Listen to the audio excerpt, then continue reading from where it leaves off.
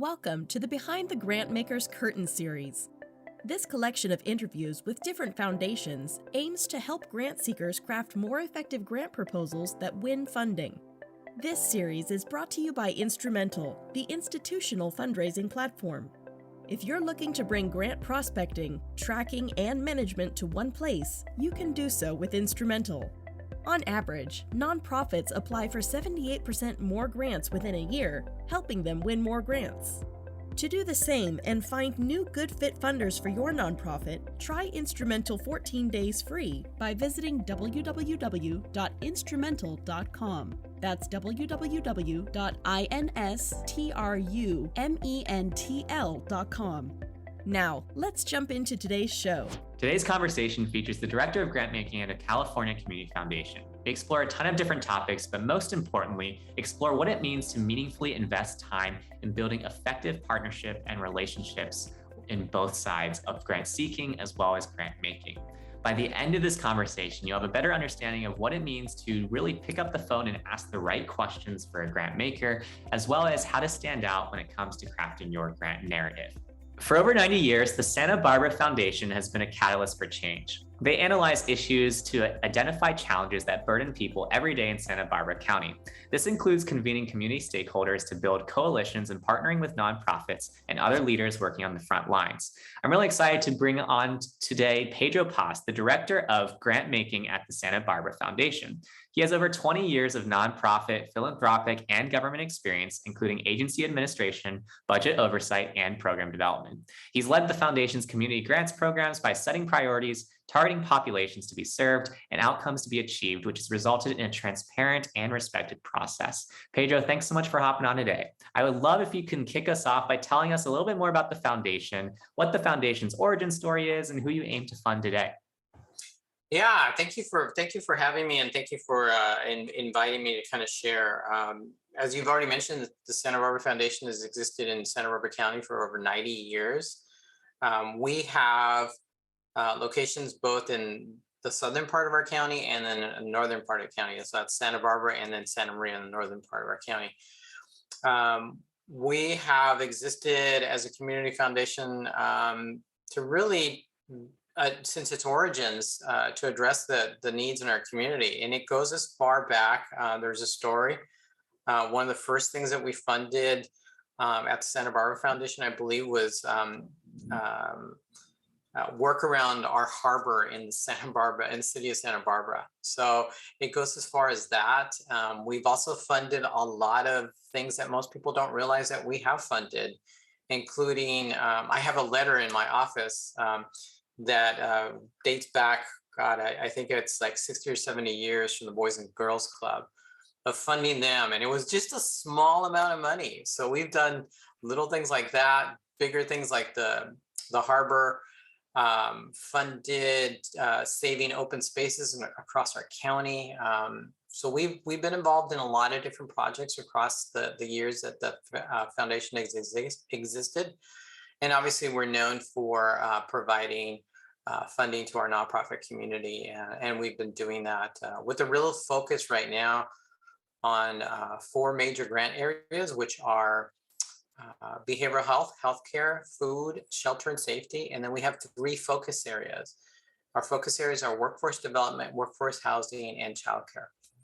And then we have some smaller grant programs that are really niche, and they serve a variety of different needs, from environment to organizations that are working in the area of providing services around blood and blood research. So that's another area that sometimes I don't think people realize that we're even in that area. Yes. It seems like you guys have a wide range of interests, and also that Boys and Girls Club letter could be a historic artifact somewhere. Oh yeah, totally it is. Yeah, it was actually given to my former boss, and he said, I think you really need to have this because it speaks to the work that we're doing. And it's like, oh, so I have it in my office. It's great. Yeah.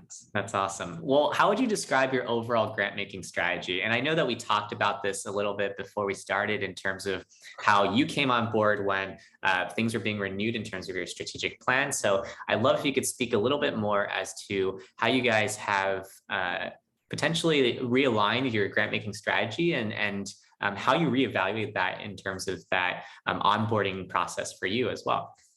Yeah, I think one of the first things that I noticed when I arrived at the foundation is that we had those 4 large areas were all being done within one cycle, which was really challenging, I think, for nonprofits to understand and be competitive. One of the things I decided to do is actually take that one bucket, one large area, and separate out in at least in 2 separate areas.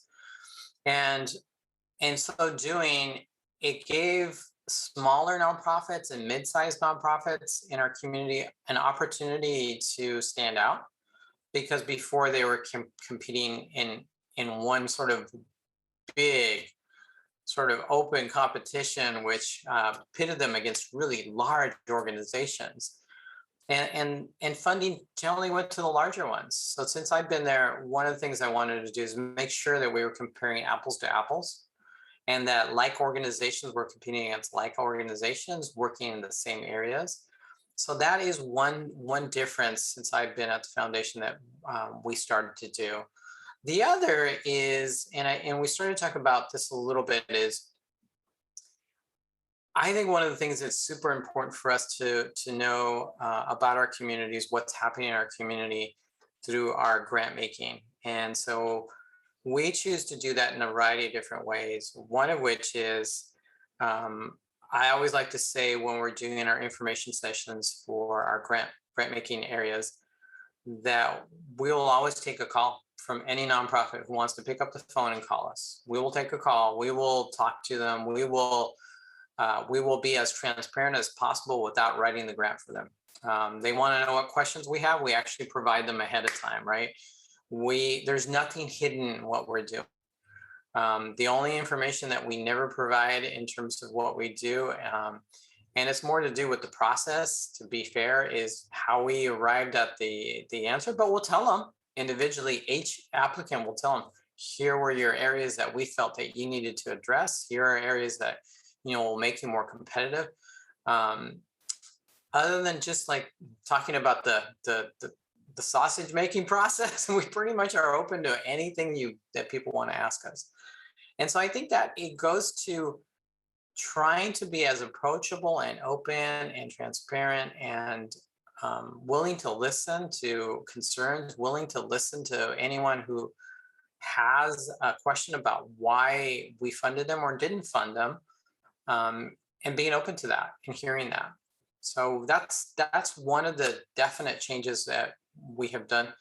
And we're still actually engaged in providing some newer directions. We're considering revamping our current areas, not the specific areas, but how we do them. Yeah.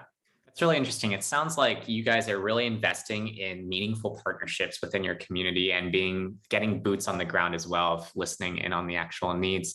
When you are thinking about it from the lens of the grant seeker, do you have any advice or thoughts in terms of how the grant seekers that might be listening could quickly clue in that this is a foundation that's similar to you guys, that you guys are actually open? Like, what does transparency often look like for you guys, aside from those informational sessions, things like that you might have seen at other organizations in the past as well, from a foundation standpoint? One of the things that I find different, I used to work in government, and part of government, at least in the state of California, is that we have open meeting laws. So I used to work for an organization that funded nonprofits as well, First Five. And because we had open meeting laws, our whole processes were completely open to the public and nothing was hidden. So I'm kind of used to being in that sort of hot seat, so to speak, and being open to listening, but at the same time being cognizant and aware that being open to having people listen into you gives comfort and trust to the process. And so one of the things that I feel like is similar, perhaps in our organization, to other organizations, at least that are neighbors where we work, both in San Luis Obispo County, Ventura, is that there is a real strong effort for a partnership to be built with nonprofits. To continue that partnership really is going beyond the dollars, to establishing relationships that transcend the dollars, to sitting across the table with people, convening people. One of the things that we've done during the period of time that I've been at the foundation is that we had a convening of service providers who were doing work around immigrant and refugee communities. And we did that with our partnered with our sister community foundations in Ventura and San Luis Obispo.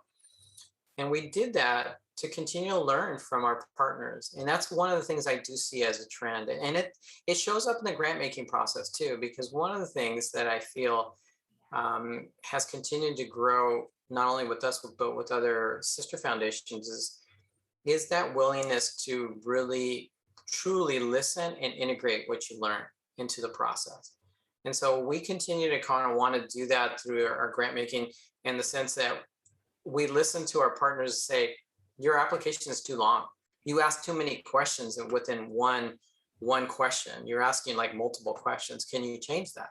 And so one of the things that we have done since I arrived is no longer do we have 3 questions in one question. I think in our entire application, I think we have one question that has maybe 2 questions in it, and that's it. But we heard and we listened, and that's part of the partnership work that we're trying to do with nonprofits, to listen to that part, right? Even at that level, right? Because it's super important. Yeah. Hopefully that answers your question. Yeah, that's definitely a common pattern I've noticed in my conversation with other foundations, this overall receptiveness to being iterative in terms of the process itself. I'm curious, and just shifting gears to talking more about that actual grant writing process, what is like a common mistake that you often see applicants make when they're applying to your foundation? Yeah. I smile, a little bit of a chuckle, because there is a common mistake, at least the one that sticks out to me, is not ever answering the questions that people are asking you. And that is sometimes coupled with what I like to say is that sometimes people write as if they're writing a brochure or a piece of literature talking about their organization. And they will repeat that sort of trend over the questions that we're asking them. So they never really answer the question. What it becomes across is it's almost like an ad for their organization. And that's not helpful to us. It's really helpful to be as honest as possible, even if it's like you're airing a little bit of your dirty laundry. It's good. It's important to know that. We are not an organization that's going to be punitive in any sort of way. And I think most funders are not going to be punitive. They want to understand. They want to understand what the lay of the land is, and whether you have a role in, helping progress in a positive way, or whether you're also involved in the challenges. And we look at it as challenges, not like, oh, you contributed to the bad part in our nonprofit sector. We're not looking at that. We're looking at how can we help you overcome that challenge, right? Whether it's your staff, meaning you can't find people who want to work there, or whether there are other circumstances impeding your work, right? Whether it's just the funding landscape right now that's occurring, the changes, we want to know that, and it's helpful to know that through an application. So when people are honest about their work, it helps. But when they're doing an ad, it does not help. No.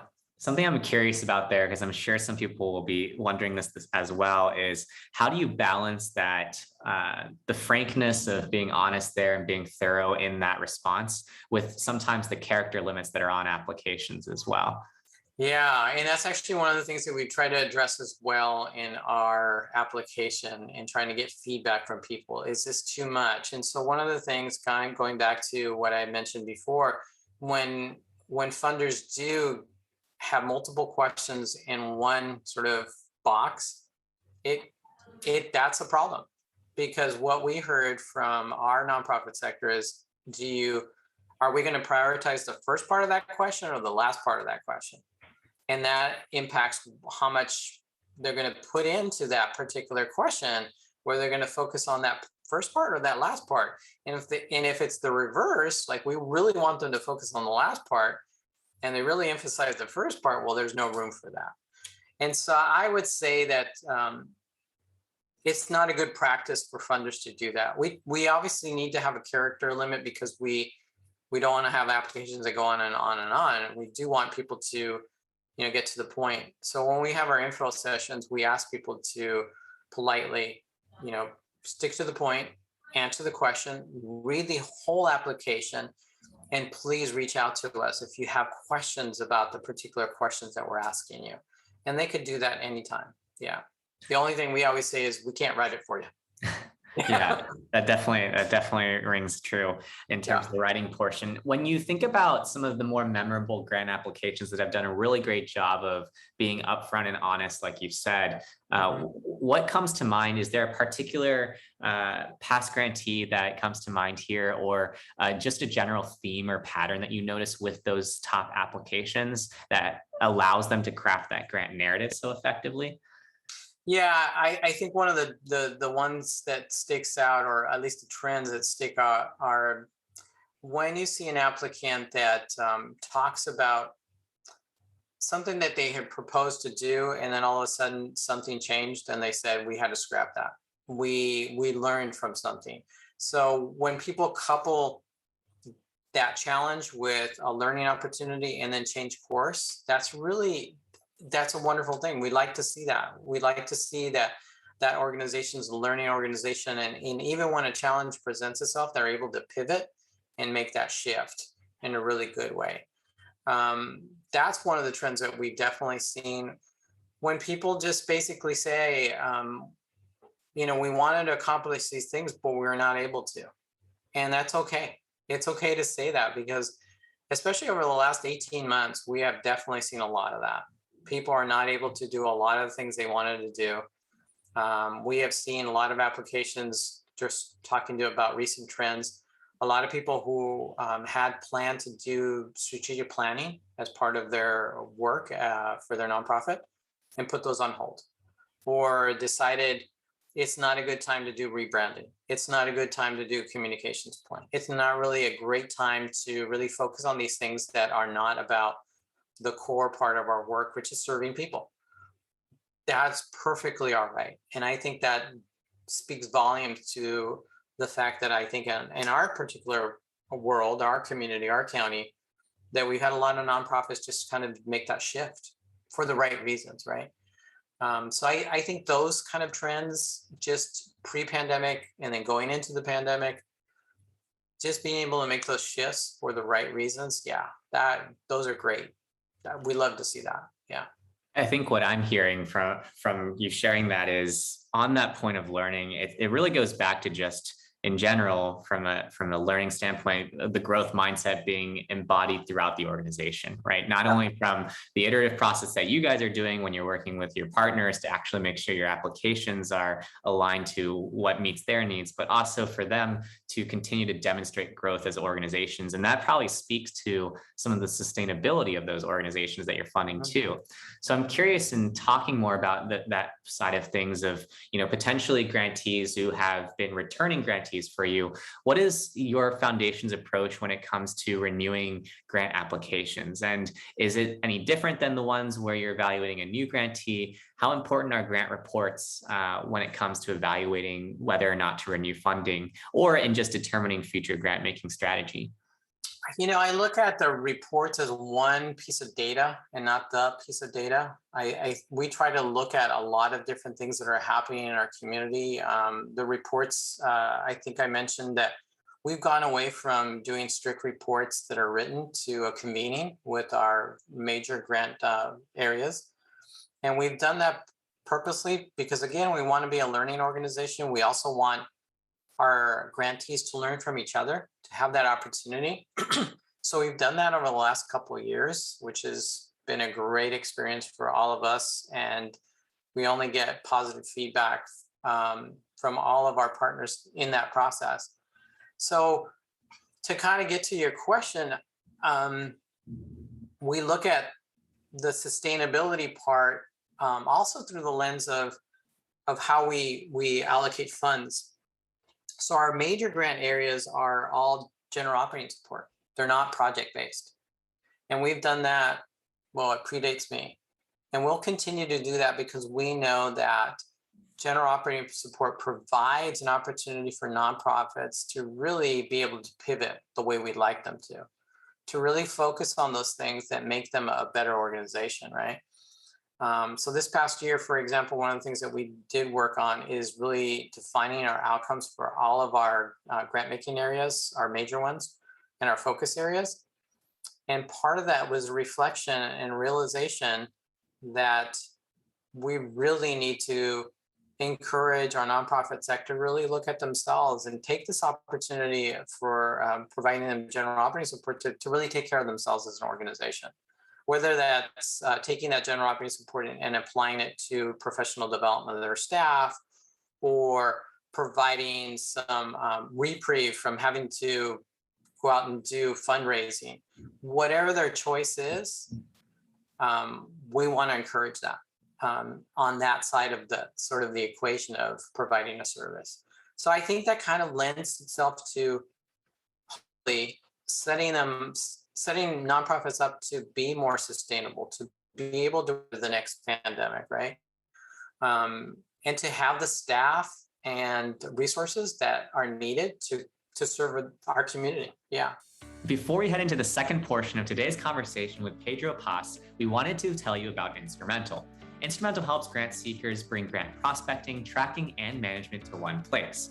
If you'd like to give us a try, you can do so by visiting www.instrumentl.com to get personalized grant recommendations for your nonprofit. In the case where you're ready to upgrade, you can do so and save $50 off your first month by using the code Foundation50. Nonprofits that use Instrumentl increase their grant applications by 78% within a year of using us. Now, back to the episode.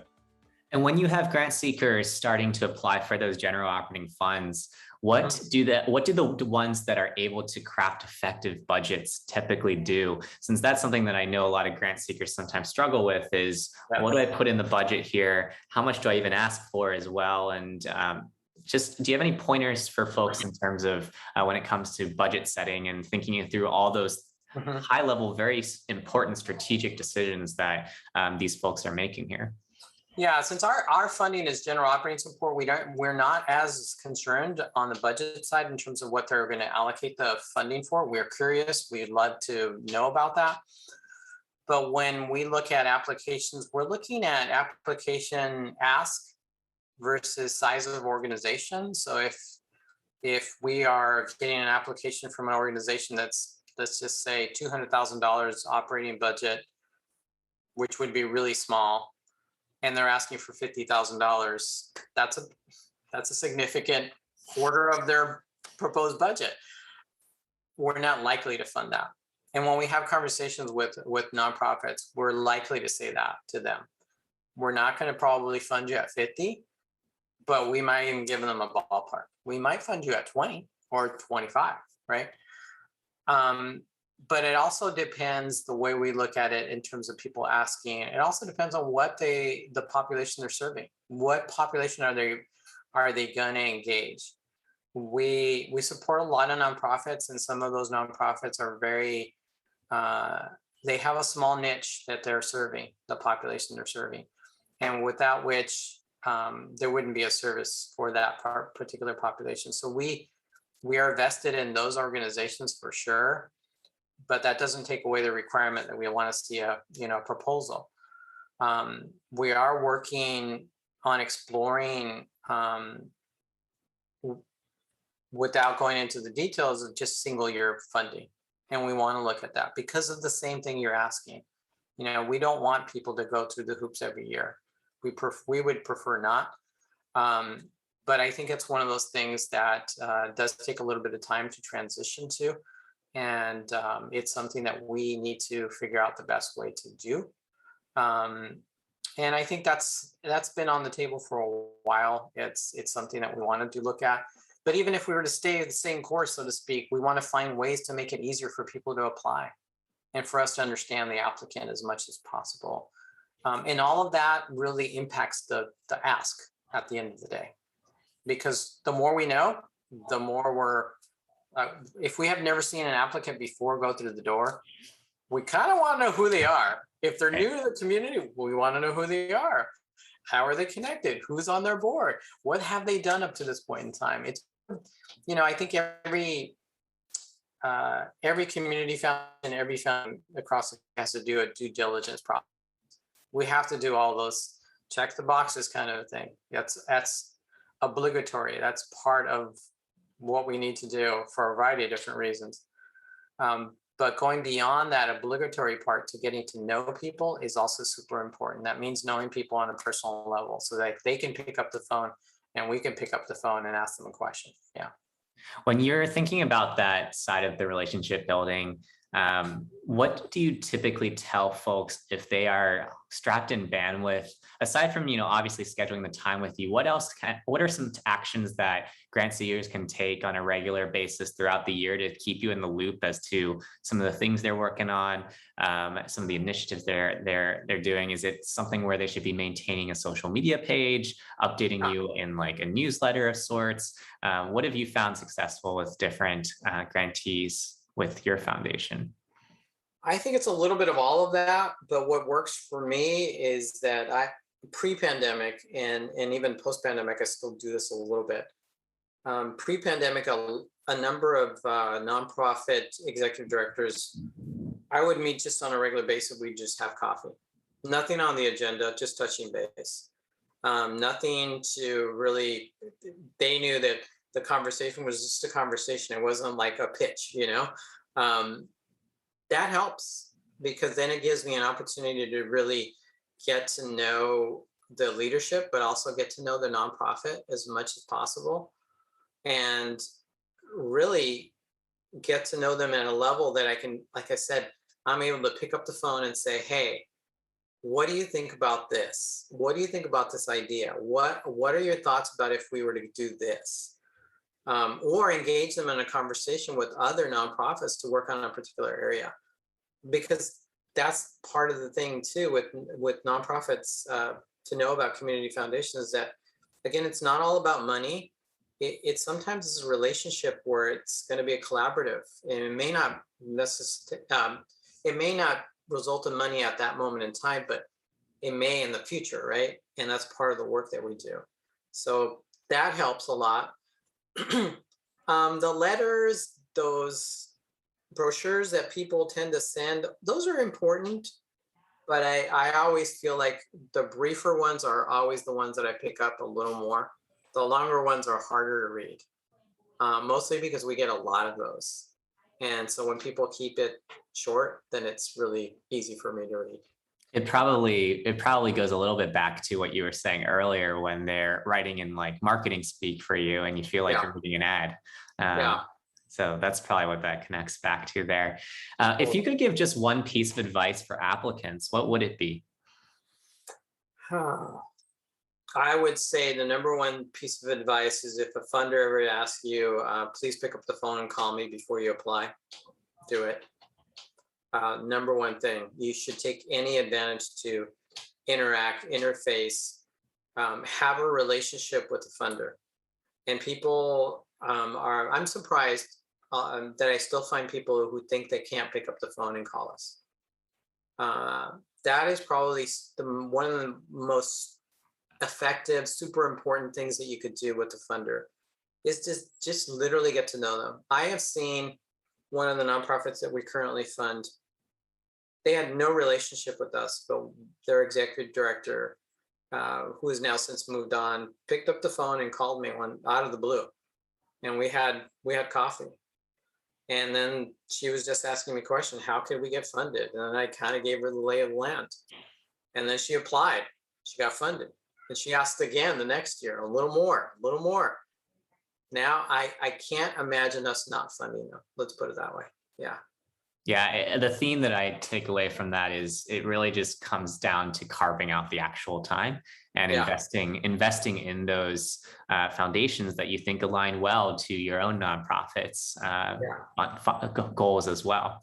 I'm curious, Pedro, if you have any final thoughts that you think might be helpful to share with the grant seekers that might be listening today.